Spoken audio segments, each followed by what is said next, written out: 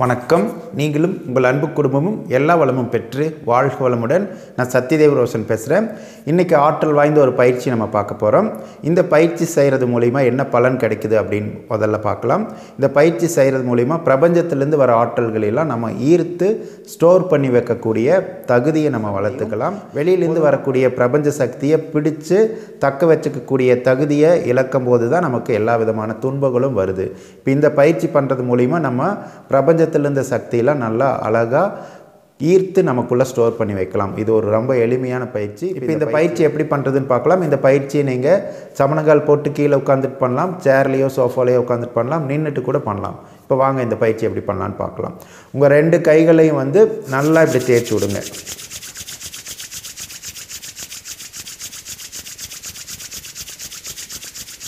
நல்லா தேய்ங்க. நல்லா சூடு ஏறணும் அப்படியே கைகளில். ஒரு 30 செகண்ட்லேருந்து 1 நிமிஷம் வரைக்கும் இந்த மாதிரி நல்லா தேய்ங்க.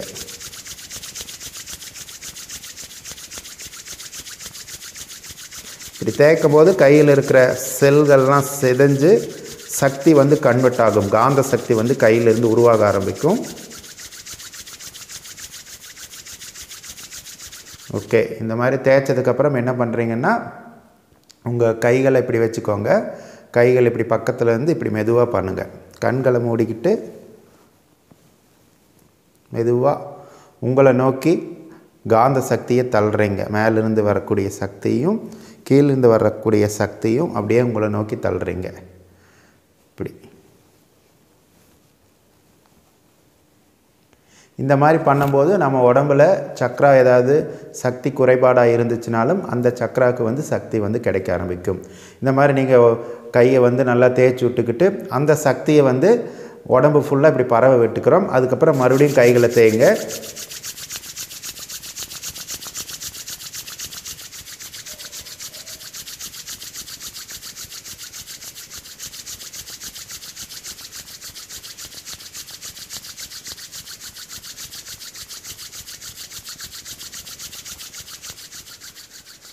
தேய்ச்சதுக்கப்புறம் மறுபடியும் கைகள் இப்படி கொண்டு கண்களை மூடிக்கிட்டு இப்படி பண்ணுங்கள். காந்த சக்தி அப்படியே முன்ன உடம்பு ஃபுல்லாக பரவ விட்டுக்கோங்க. இது இடுப்பு பகுதி வரைக்கும் பண்ணால் போதும். உச்சந்தலையிலிருந்து இடுப்பு பகுதி வரைக்கும் இருக்கக்கூடிய அந்த சக்கராங்களுக்கு எனர்ஜி நம்ம கொடுக்குறோம் இந்த பயிற்சி பண்ணுறது மூலிமா. இப்போ கடைசி முறையாக நம்ம கையை தேய்ச்சிக்கிட்டு உடம்பு ஃபுல்லாக ஹீல் பண்ண போகிறோம். கண்களை மூடிக்கிட்டு தேய்ங்க.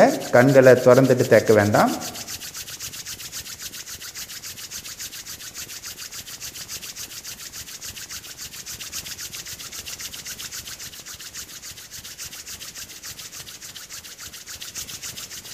நல்லா இந்த மாதிரி தேய்ச்சதுக்கப்புறம் கைகளை வானத்தை பார்த்த மாதிரி வச்சுக்கோங்க. இப்படி மேல் நோக்கி மாதிரி வச்சுக்கோங்க.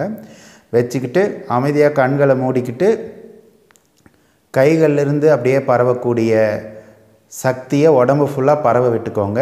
அப்படியே வெளியில் இருக்கக்கூடிய பிரபஞ்ச சக்தி அப்படியே உங்களுக்கு கைகள் வழியே அப்படியே உள்ளுக்குள்ளே பயங்கரமாக அப்படியே உள்ளே இறங்க ஆரம்பிக்கும். நல்ல அதிர்வுகளை நீங்கள் அப்படியே நல்லா உணரலாம். சூப்பராக இருக்கும். இந்த மாதிரி வச்சிங்கன்னா அப்படியே ஜிபு ஜிபு ஜிபு ஜிபுன்னு அப்படியே வெயிட்டாக கைகளுக்குள்ளே அப்படியே பிராண சக்தியும் உயிர் சக்தியும் பிரபஞ்ச சக்தி எல்லா சக்தியும் இறங்க ஆரம்பிக்கும்.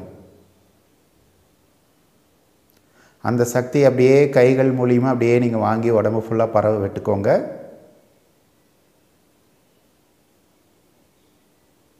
உங்களால் எவ்வளோ நேரம் ஃபீல் பண்ண முடியுமோ அவ்வளோ நேரம் ஃபீல் பண்ணி அந்த சக்தியை வாங்கிக்கோங்க.